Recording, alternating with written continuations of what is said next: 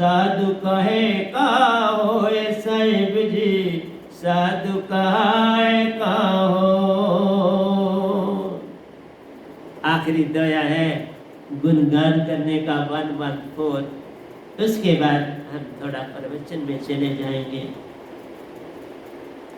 पल सिमरे पल विसरे, पल सिमरे पल विसरे, निज संग धोखा जान। आठ पैर सुरती सबद में, साधु कहावे मान साहिब जी, साधु कहावे मान। पल सिमरे पल बिसरे, पल सिमरे पल बिसरे, निज संग तो खा जान। आठ पैर सुरति शब्द श्वासाए करे, साधु कहावे महान साहिब जी, साधु कहावे महान। पल सिमरे पल बिसरे, निज संग तो खा जान।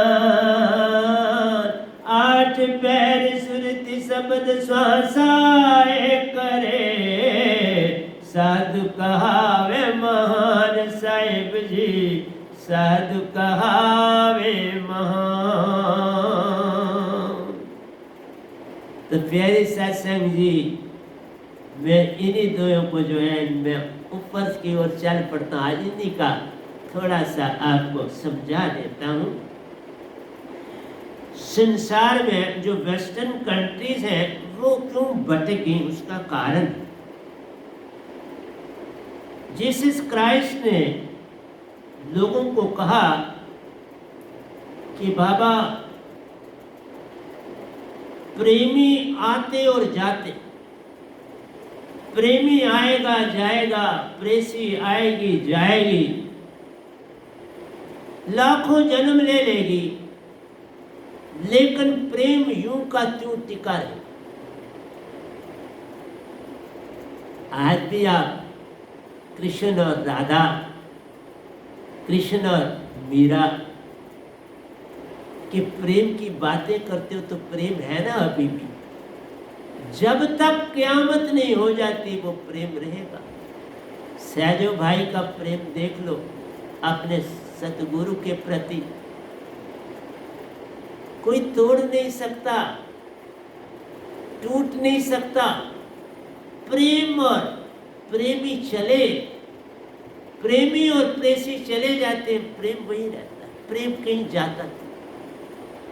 प्रेम अटल और अविनाशी है, ना ये टूटे ना मर लगे, ना जले ना जाए, धन सो मानस नानका जो एक गल चले पाए। इसलिए मैंने आपको कहा प्रेम निरंकार से मिलता है।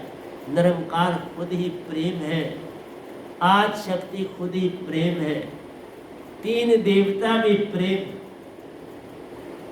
लेकिन तीन देवता कहीं कहीं प्रेम से थोड़ा बैक भी जाते, क्योंकि प्रेम को बड़ा संभालना पड़ता है। जैसे सारी वेस्टर्न कंट्रीज, उन्होंने तो ऐसे कहा कि जैसे तुम्हारा संगीत है, तुम बंसुरी बजाते हो और संगीत लोग सुनते हैं, तुम्हें संगीत से प्रेम है और बंसुरी के द्वारा तुम वो संगीत अंदर से बाहर संसार को देते। उनका कहना था कि तुम अब बंसुरी टूट गई तो उसकी चिंता न करो, तुम उस बंसुरी की चिंता न करो, बंसुरी और मिल जाएगी लेकिन प्रेम नहीं फिर मिलेगा। जो विधि से तुम प्रेम कर रहे हो वो नहीं मिलेगा। एक तबला बजाता है वो भी उतना ही प्रेम करता है जितना एक बंसुरी बजाता है। एक सारंगी बजाता है वो भी इतना प्रेमी है जितना एक संगीत गाने वाला, एक बंसुरी बजाने वाला या इसी तरह गाने। जो प्रेम है वो फूटता है, प्रेम फूल बनने के बाद जो फूल की श्वास होती है वो प्रेम होता है। और उस श्वास में भी एक चीज और होती है, वो तुम पकड़ नहीं पाते, वो तभी सार शब्द की दार के बाद पकड़ में आते, उसका नाम भक्ति है। जहां प्रेम निकलता है वहीं से भक्ति निकलती है, पर भक्ति और विहीन है, और स्वच्छ है। खुशबू को तुम अनुभव कर लेते हो, प्रेम को तुम अनुभव कर सकते हो, लेकिन भक्ति का अनुभव सीधा मिलाप होता है। भक्ति का अनुभव सीधा सतपुरुष से मिलाप होता है। प्यारी सत्संग जी, फिर ये दोनों साधक में एक हो जाते हैं और वो एक संत बन जाते। फिर उसमें सतपुरुष भी आ समाते, मीन्स प्रेम और भक्ति दोनों सतगुरु में मौजूद होते हैं। सतगुरु में प्रेम भी मौजूद है, उसी तरह से जिस तरह खुशबू है, और उस खुशबू में जो बिन दिखाई देता नहीं वह भक्ति है, वह भी उसी फूल से निकल रही। इसलिए ना तो तुम प्रेम का ध्यान देते हो ना भक्ति का ध्यान देते, तुम फूल का ध्यान देते हो। लेकिन याद रखो, फूल अमर हो जाता है। जिस फूल को आपने देखा, अपनी आंखों में बसाया, वो अमर हो गया, वो उस प्रेम भक्ति में विलीन हो गया। आंख बंद करो तो वो फूल दिखाई देगा। अगर वो सदा अमर रहे तो फिर तो हमारे पास प्लास्टिक के बहुत फूल हैं। क्या उन प्लास्टिक के फूल तो तुम्हारे मुरझाएंगे नहीं? तुमने घर में अपने गुलदस्ते में रखा है और कोई ध्यान भी नहीं देता। लेकिन जो फूल होते हैं वो अगर पड़े हुए हो तो हम उन्हें कहते हैं कि बाबा पानी वाला गमला रखो और उसमें रखो, ज्यादा देर ठहरेंगे, पानी बदल दिया करो, सुबह डाला शाम को फिर बदल, थोड़ा सा उसमें नमक मिला, थोड़ा सा। तो प्यारी सत्संग जी, तुम प्रेम को नहीं समझ सके। इसी तरह वेस्टर्न कंट्री, उन्होंने क्या करा कि शादियां बदलनी शुरू कर दी। 3-3 महीनों के बाद, 4-4 महीनों के बाद दूसरी शादी, दूसरा प्रेम। ये प्रेम नहीं है, ये वासना है। तुम बंसरी बदल रहे हो, तुम प्लास्टिक के फूल की तरह इंसान को समझ रहे। यहां गलती कर दी लोगों ने, क्राइस्ट को समझ नहीं पाए, ईसा मसीह को समझ नहीं पाए। समझना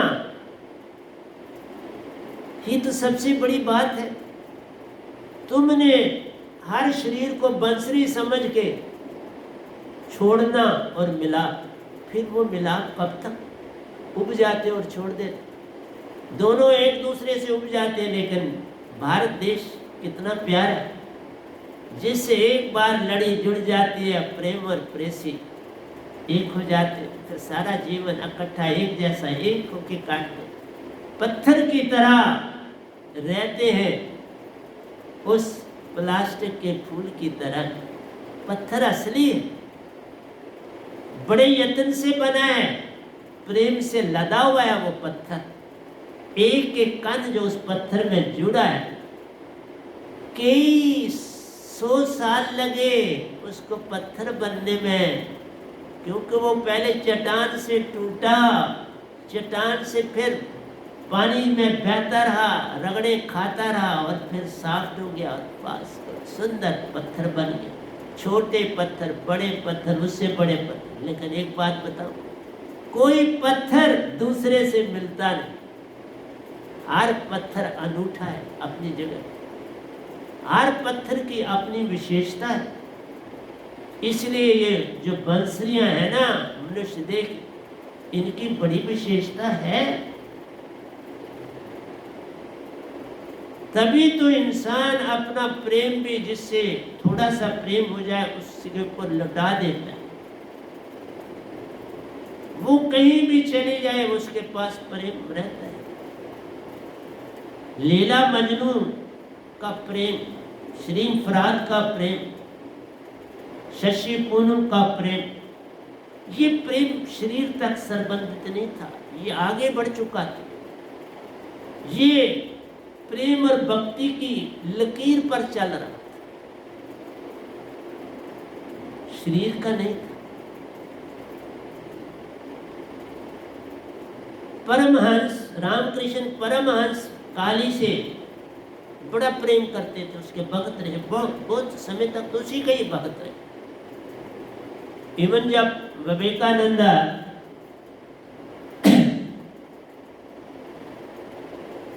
भी उनसे मिले तो वो काली की भक्ति करते थे। मेरा आपसे कहना है कि उन्होंने भक्ति करी और आज काली माता का रूप अपने में बसा लिया, और जब उसमें चल समा जाते थे 5-5-6 दिन वहीं रहते थे, वापस नहीं आते थे। और जब वापस आते थे तो वो कहते थे, ए माता तूने क्या किया, मैं कितने आनंद में था, तो फिर मुझे वापस क्यों भेज दी। ये था प्रेम, ये विजाती तो नहीं थी ना। मेरा आप सबसे यही है कि वेस्टर्न कंट्रियों ने गलत समझ ली, इसलिए तुम कहीं गलत ना ले ले। तुम्हारे अंदर ही छुपा तुम्हारा प्रेम है, बाहर कहीं ढूंढना नहीं है, सिर्फ दूसरे के द्वारा वो जगेगा। इसलिए सतगुरु से बड़ा कौन हो सकता है। सतगुरु में ढूंढो दोनों, प्रेम और भक्ति, और वो तुम्हारे में, उसको देखने से तुम्हारी दिया सलाई जल जाए। जैसे आप देखो सूरज कितने दूर है, और कन्वेक्स लेंस आप लो, एक कागज को सामने अगर काला रखते हो तो बड़ा ही सुंदर, काला कागज आप रख लो और सूरज की रोशनी उस कन्वेक्स लेंस से गुजारो और पेपर पर फेंको, पेपर को आग लग जाए, दूर से ही आग लग जाएगी, कोई दीदी पास नहीं ले जाए। उसने सन रेस को कलेक्ट किया, फोकस किया, और वो सीधा फोकस पड़ा, इतना इंटेंस पड़ा, इतनी तीव्र गति से पड़ा कि वो उसने आग पकड़ ली। ये सतगुरु काम करता है, वो लेंस का काम करता है, और तो तुम्हारा अंदर का कागज जल जाता है, तुम्हारी विजाति जल जाती है, और अंदर है क्या, तुम्हारे प्रेमी तो है। विजाति जलाना है, प्रेम को प्रगटाना। हर एक प्रेम और भक्ति से लदा हुआ है, कोई खाली नहीं। प्रेम भक्ति से हर गट बड़ा परा है, खाली मत उसे ले जान। उसको चेतन है करना, बस चेतन करना ही काम महान, चेतन करना महान काम। मैंने इसलिए आपको कहा मुझे दोनों का कोई प्रॉब्लम नहीं, मैं जितने चाहूं लिख सकता हूं और लिख देता, और फिर थोड़ा सा ब्रेन थक जाता है, क्योंकि बोलता भी हूं आपके साथ और काम भी करने होते, इसलिए प्यारी सत्संग जी थक जाता है जब ब्रेन, तो फिर मैं थोड़ा सो जाता। लेकिन आपसे यही कहता हूं, तभी मैं 2 दिन लगातार सत्संग अपनी पहले दिए, अब नहीं हो पाते, थक जाता है शरीर, ब्रेन जो है, शरीर नहीं मेरा थकता, ब्रेन में पेन से उठ पड़ती है, तो फिर मैं कहती नहीं रेस्ट कर। इसलिए एक दिन छोड़ के एक दिन आपको सत्संग दे रहा हूं, लेकिन चेष्टा मेरी यही है तुम्हें प्रेम और भक्ति समझ आ जाए, मेरी और कोई चेष्टा नहीं, और बाकी बातें अपने आप आ जाएंगी। कोई डॉक्टर क्या कहता है, कोई कहता है कि भाई डॉक्टर जो है वो भी वही काम करता है जो एक साधारण आदमी भी कर सकता है, एक साइंटिस्ट भी करता है। क्यों? जो दवाई खाने वाला है उसके विश्वास से वो ठीक होता है। अगर वो पानी भी पी ले तो वो ठीक हो जाता है, विश्वास। और मेरा शरणामत लेने से हर बीमारी ठीक हो जाती, खाने में डाल दो हर एक को मिल जाए कोई बीमारी, ये विश्वास है। इसीलिए कहा सतगुरु और क्या चीज है? सतपुरुष का विश्वास है, फिर आगे संगत का विश्वास है। सतगुरु को जब सतपुरुष ने पाया तो विश्वास किया ना उन्होंने कि मैं इसमें समा सकता हूं, ये आगे बढ़ सकता है। इसलिए मैंने आपसे कहा मैं कोई रिश्ता नाता नहीं पालता हूं प्यारी सास, हर एक को इक्वल आंख से देखता हूं, इक्वल निगाह से देखता हूं, इक्वल ट्रीटमेंट देता हूं। लेकिन एक बात है, जितना कोई दूर होगा वो लाभ लेता है, दिए के नीचे अंधेरा रहता है। दिए के नीचे दूसरा दिया रखना पड़ेगा उसको, तभी वो जग पाए। उस अपने दिए से नहीं जगता। इसलिए जितना कोई मेरे पास होगा उसको इतना लाभ नहीं मिल पाता, क्योंकि वो अंधेरे में है, वो पास नहीं है। मैं दूर कहीं जितना किसी से दूर होगा उतना उसको ज्यादा लाभ। मैं देखता हूं मेरी संगत वाले जो दूर सिटियों में दूर दूर है, उनको ज्यादा प्रीत है, वो ज्यादा पास आ जाते हैं सुरती से, और जो पास है वो पास नहीं आ पाते, दूर रहते हैं। कारण यही, तुम लेंस को कागज के पास ले आओ, आग नहीं लगेगी। तुम्हें